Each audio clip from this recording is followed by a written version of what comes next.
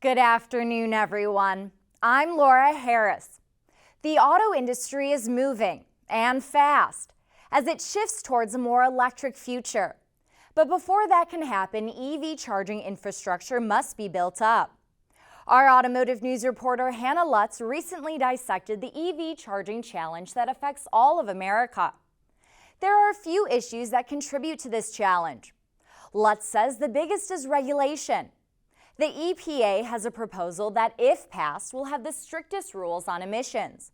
Also, the Biden administration has a goal for zero-emission vehicles to make up half of new vehicle sales by 2030. So those are really difficult to achieve with today's charging infrastructure. Companies from all different industries and sectors are coming together to try to solve this challenge. To solve this challenge, EV infrastructure needs attention. Lutz says there are many charging gaps throughout the U.S. today. California has about 14,000 chargers, but in many other states there are less than 100 chargers. And now, the auto industry and others are working to fill those gaps. And then the chargers that are out there today are often not functional.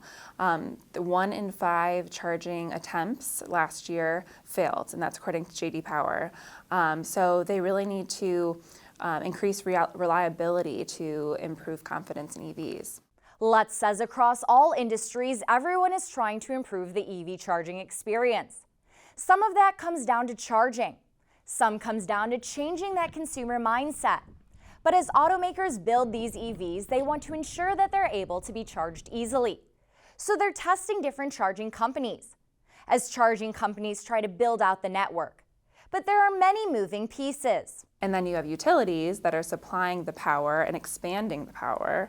You have oil companies that are sort of changing their business models or adding to their business models. And then you have retailers and restaurants who are putting charging stations and chargers on site to bring in some more customer traffic to their facilities. As more EVs come to the market, many automakers say they're committed to full EVs within a certain time frame. Lutz says now is the time to get this infrastructure right and quickly. Everyone seems to be very optimistic, but the pressure is really on. It's very urgent because of regulation and because of automakers' product plans. One source says there are 62 charging networks in the U.S. today. But Lutz says we closely follow a handful of the big ones. But there are many other smaller players. So what's next? I think that consolidation is inevitable, and through that consolidation, whenever it really picks up, we'll know what model works. Thanks so much, Hannah, for taking the time to speak with us. To read more on her story, go to autonews.com.